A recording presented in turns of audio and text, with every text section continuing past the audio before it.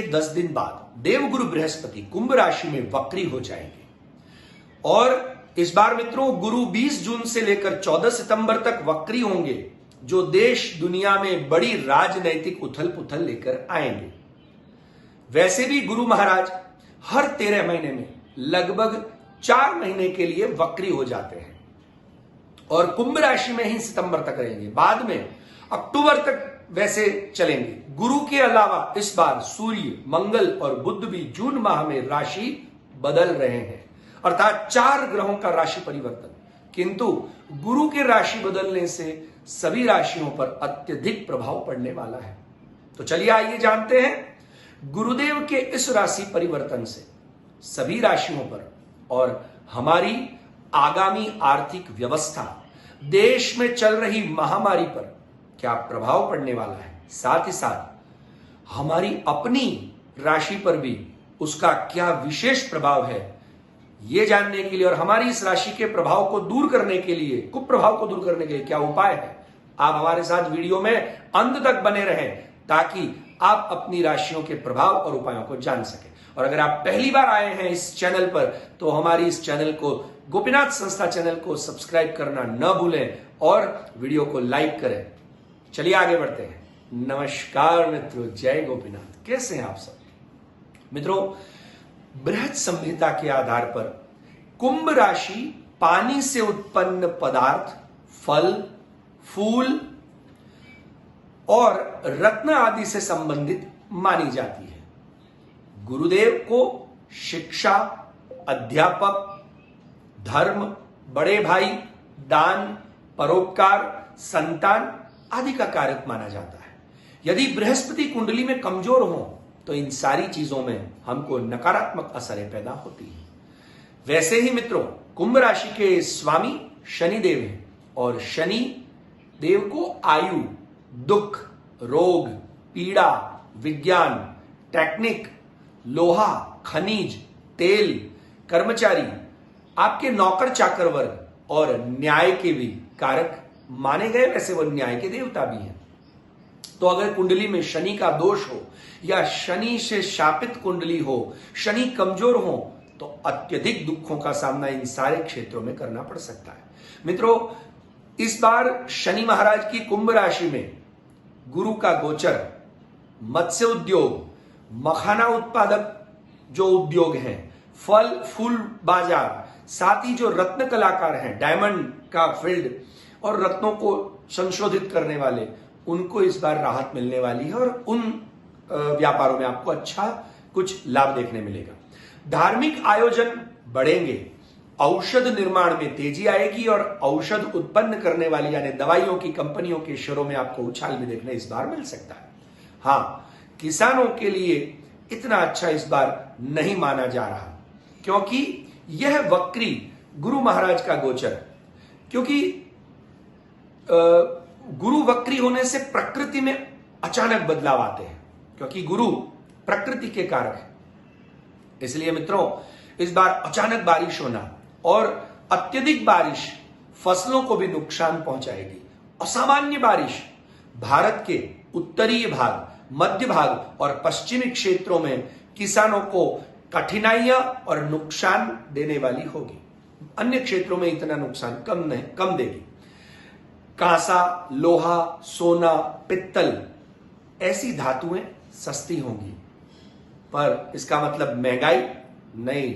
यह समय गवर्नमेंट के लिए, सरकार के लिए परीक्षा का है, क्योंकि महंगाई बढ़ने के आसार दिख रहे हैं, जिससे जनता परेशान हो जाएगी और जनता की परेशानी सरकार के लिए सरदर्द हो सकती है। इसलिए सरकार थोड़े से इस क्षेत्र में भी कदम अपने अच्छे बढ़ाएं और ध्यान दें, क्योंकि इस बार सिर्फ गुरु महाराज ही नहीं किंतु 4 ग्रहों का परिवर्तन जून के महीने में हमको देखने मिल रहा है और हमने देखा भी है। जैसे कि 1 जून को मंगल का राशि परिवर्तन, वहां 2 जून को बुध देव का राशि परिवर्तन और 15 जून को सूर्य देव का राशि परिवर्तन हमको देखने मिलेगा। साथ ही साथ 20 जून को गुरु महाराज अपनी उल्टी चाल यानी वक्री चाल चलेंगे और इस परिवर्तन से स्वास्थ्य के लिहाज से लोगों को और भी सावधान रहना होगा। मित्रों खास ध्यान रखें, भले ही कोरोना के केस कम हुए हैं, पर हमको ये मानने की आवश्यकता नहीं कि सब ठीक हो गया है, क्योंकि सावधानी बरतनी ही पड़ेगी। शनि व गुरु का राशि संबंध बनेगा, इसलिए शनि वैसे भी शासन तंत्र और न्याय के देवता हैं और गुरु महाराज वक्री हो रहे हैं। इस दृष्टि से आने वाले समय में न्याय तंत्र व शासकीय गतिविधियों में आपको सुदृढ़ता देखने मिल सकती है। साथ ही साथ इसका प्रभाव व्यवस्था और गवर्नमेंट की मैनेजमेंट पर आपको अवश्य दिखाई देगा। देव गुरु कहे जाने वाले बृहस्पति 20 जून को रात को 8:34 पर वक्री हो रहे हैं और बृहस्पति का यह वक्रत्व काल 18 अक्टूबर तक चलेगा। ज्योतिष शास्त्र में वैसे ऐसा माना गया है कि जो सौम्य ग्रह हैं, गुरुदेव सौम्य ग्रहों में आते हैं, उनका वक्रत्व काल का शुभ प्रभाव ही होता है, अशुभ प्रभाव नहीं होता। हां, यह अवश्य देखना चाहिए कि वो किसके साथ बैठे और कौन सी गति से किसकी दृष्टि में चल रहे हैं।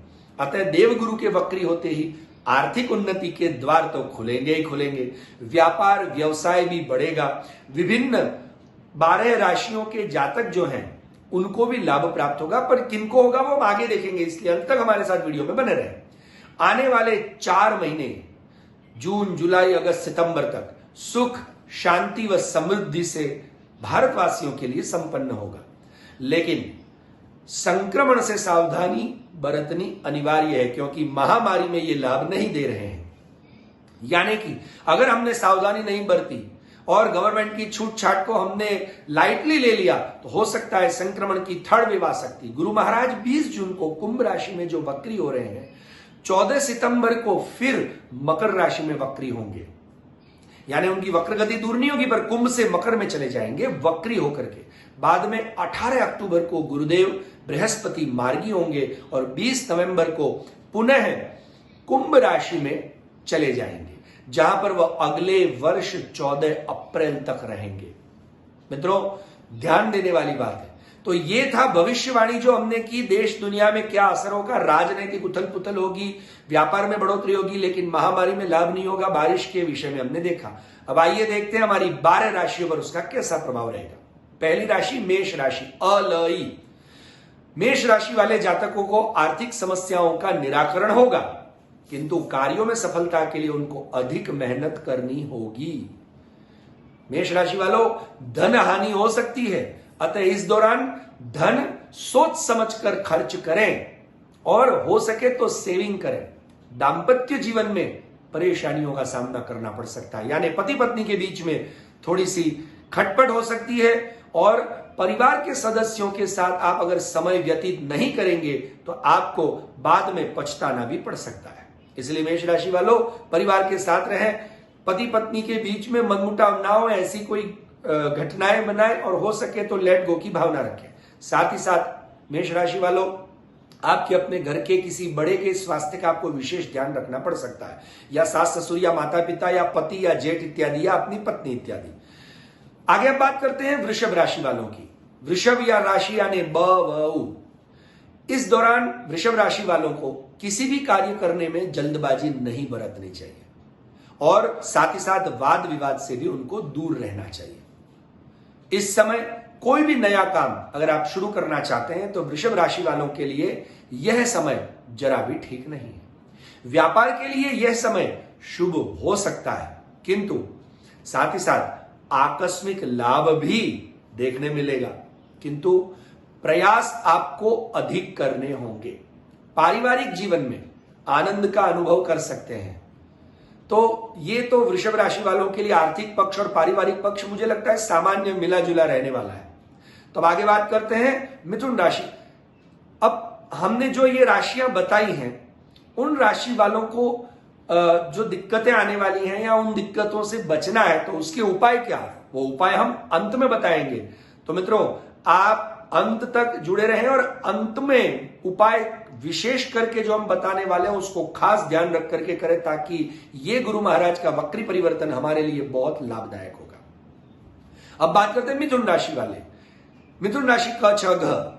शिक्षा के क्षेत्र से जुड़े लोगों के लिए यह समय थोड़ा कठिन रह सकता है। मिथुन राशि वाले जो टीचर होंगे या शिक्षा के फील्ड में होंगे उनको थोड़ा कठिन लगेगा।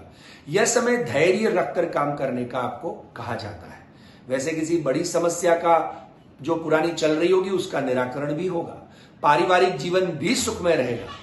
इस समय सफलता प्राप्त करने के लिए कड़ी मेहनत करनी होगी। तो मिथुन राशि वालों, मेहनत के लिए तैयार हो जाइए और सफलता के लिए कौन से उपाय करने हैं अंत में बताए जाएंगे।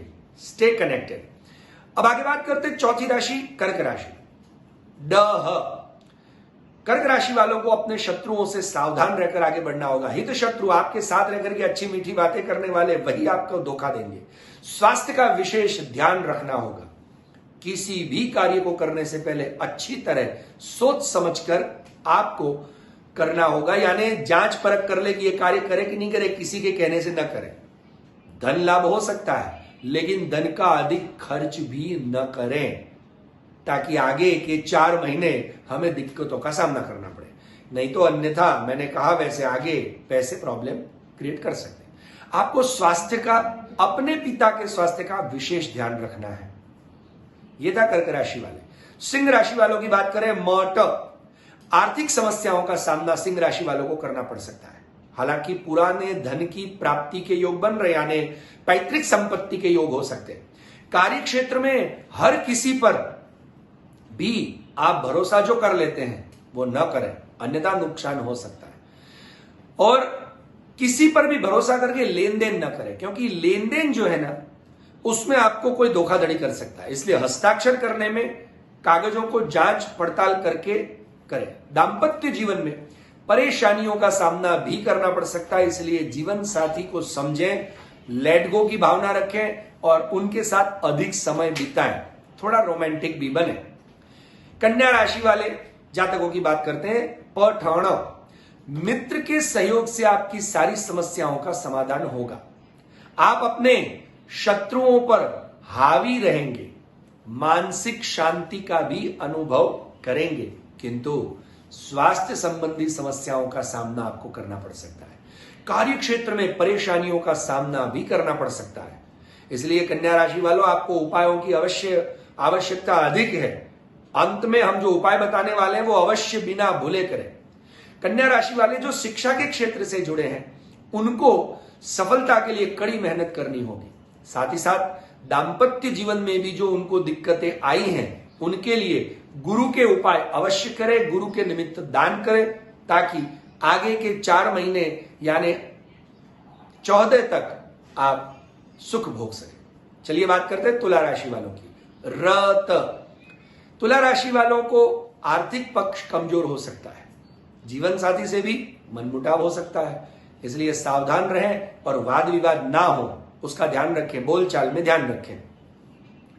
किसी से भी लेन देन न करें इस समय, और करें तो बहुत ध्यान से, क्योंकि यह समय निवेश करने के लिए शुभ है, पर जांच पड़ताल करने के बाद किसी अच्छे ज्योतिषी या अच्छे जानकार की सलाह लेकर के करें। इस समय स्वास्थ्य का भी आपको ध्यान रखना होगा। हाँ, आपको संतान पक्ष की ओर से आपको अच्छे शुभ समाचार सुनने मिल सकते हैं। चलिए, कुछ तो शुभ होगा और जो अशुभ है उसके निवारण के उपाय मंत्र में बताने वाले हैं। आगे बात करते हैं वृश्चिक राशि वालों के लिए।